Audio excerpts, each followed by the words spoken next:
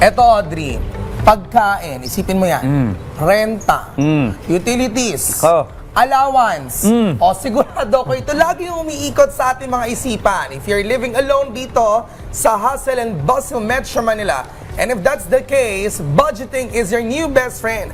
Mahirap man minsan na mag-budget, pero trust me, it's worth it. Sa paano nga ba mag-manage ang finances? Paano natin balansehin ang ating wants and needs? Paano mag-save at mag-invest? Ay, naku, parang mahirap talaga mag-budget. Para pag narinig ko minsan yan, parang, higa na lang ako. Well, problema to ng mga responsable, no? Lalo na ng mga magulang or yung walang mga sinasandalang mayayamang mga parents. Yung wala tayong choice kundi mapagod talaga. So, tama kanyang profi. Gaano man kahirap i-budget ang inyong sahod, huwag niyong kalimutang i-treat ang inyong sarili. Paminsan-minsan. Paminsan-minsan, ha? At gusto talaga natin hindi mapabayaan yung ating sarili, kailangan natin po yung effective budgeting plan. Nako, minsan may kilala ako si Joey, parang sinasabing niya delayed gratification daw muna. Pero on the other hand, parang ako naman sabi ko, once in a while nga, no, kailangan matreat mo rin yung sarili mo. Well, let's take control of our finances.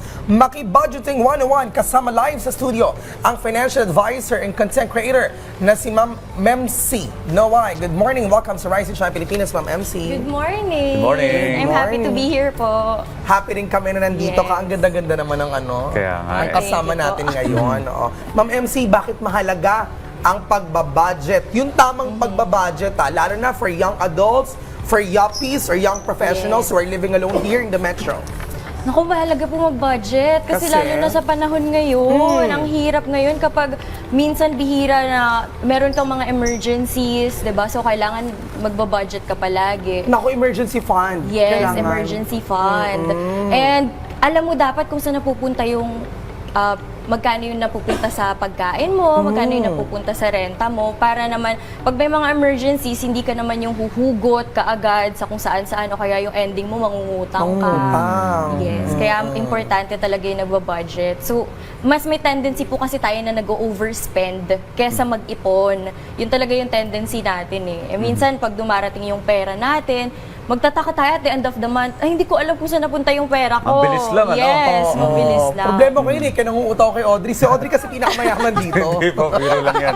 Biro lang yan ni Profi. Pero anyway, ako po 20 years ng single father. Akala ko 20 years old ka eh. 20 years old na akong single father. So, Okay. napakahirap budgetin ng budget. Simula pa noon pa lamang, ano. Kaya ang ginagawa kong technique, inuuna ko muna yung mga dapat unahin. Priorities. Yung mga priorities. Kunyari, bahay ng, pambayad ng tuition, food, electricity, water. Then, yung matitira, yun yung aking babudgetin. Tama po ba yun pagdating sa usapin ng budget percentage at budget Yes. breakdown? Pag budget breakdown po, ako lalo na mga kakastart pa lang mag-work, yung pinaka sinasuggest ko is the most basic, which is 50, 30, and 20. Okay. So 50% is mapupunta yan sa needs mo, 30%, syempre mag-enjoy din tayo, mapupunta yan sa wants. Okay. And 30% yun. 30%, yes. And then 20% mapupunta yan sa savings. Ayun. Yung savings na yan, hatiin mo ba ba for emergency, for other kinds of savings?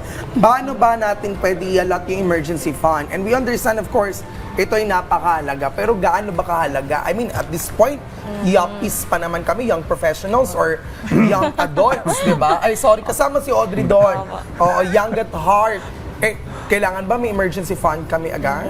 Yes. So, ako pong isasuggest ko talaga, if you don't have emergency fund yet, lalo na if you're living alone, Okay. I would suggest yung 20% you dedicate it until you build your emergency fund. So, ang emergency fund po, that's 3 to 6 months of your living expenses. Okay. So, yun po yung sinasabi ng karamihan. Pero ako personally, I would like to suggest na 3 to 6 months worth of salary.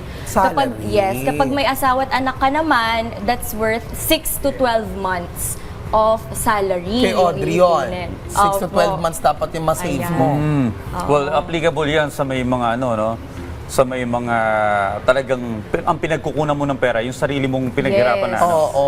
Alam ba si Audrey kasi siya may 200,000 na pumapasok sa kanya every month. So kung sakali Re-establish mo talaga ako yung merong ano. Meron ka dapat 1.2 million. Oo. Oo. 6 months yun minimum. Eh hanggang 12 months. So meron Sana, dapat no? 2.4 million. Well, may recommend mo ba ang paggamit ng mga online financial apps and tools para ma-monitor yung kanilang finances?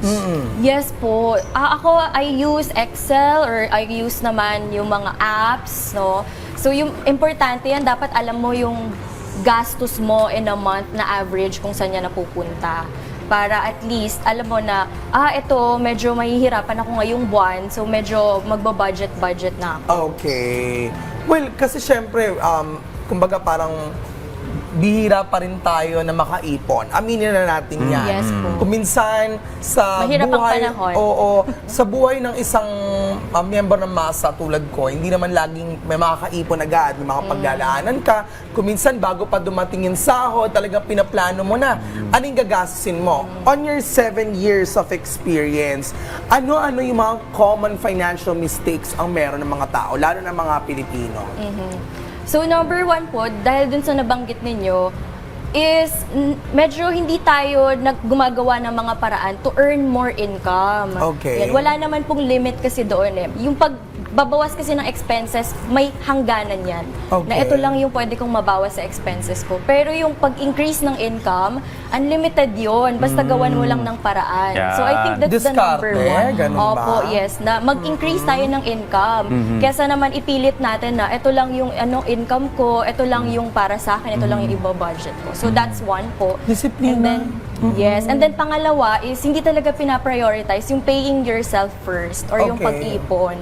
Ang akala po kasi ng karamihan ay marami yung perang pumapasok sa akin, pero magtataka ako at the end of the month, nawala na siya lahat. Ay, oo. Yes, pero ang reason lang naman po nun is hindi natin inuuna na bayaran ko muna yung sarili ko, magtatabi ako para sa sarili ko for my future, tapos saka ko siya igagastos para sa lahat. Iba kasi ako eh. Parang at least sa'yo mabot ng huling araw ng buwan. Sa akin wala pa nung 15. Ganon, kahit 6 digits? Oh, ay, grabe naman sa 6 digits, Audrey. Ikaw yun. Ano, sasabihin ka na ba na 6 digits yung 7 pumapasok sa'yo? digits. Well, ito. Joke lang. Seriously, ma'am. Ano po ba yung inyong mapapayo sa tamang paggamit? Ito, maraming nalulunod dito, Nako. Yung credit card. Swipe, Yes. swipe, Swipe swipe. na swipe. Wala pa sa iyo yung pera, pinapangunahan mo na. At saka, ayun, para hindi ka mabaon sa pagkakautang sa mga credit card. Yung iba po kasi ginagamit yung credit card na extension ng sahod. So, Ay, hindi mahirap naman yun. ganun. So, Oo, paano? mahirap naman. So, understand na ang credit card is utang siya. So, babayaran mo siya. Hindi siya yung extension na, eto may additional na pera pa ako kapag medyo ginipit-gipit. Maganda po yung credit card kapag meron kang disiplina.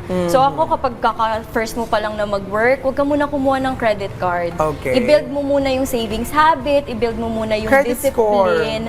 Yes. Yeah. Credit score, you can build naman eh. Halimbawa, kapag meron ka ng maraming pera na may gagastusin ka for installments. Sa laman ng bangko Ayan, mo. yes. Ayun.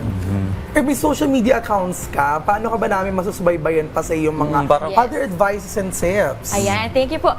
I do have TikTok. So, Okay. it's MC Noay. Ayun. Doon po yung TikTok ko. Maraming salamat. Yes, Audrey. Thank you so much sa mga impormasyon na ibinahagi niyo sa amin. Sa tulong mo, makakapagtipid na kami ni Prof. P. Oh. Dapat lang, dapat lang. Oo. Okay, Thank maraming you po for salamat. inviting me. Thank you, MC.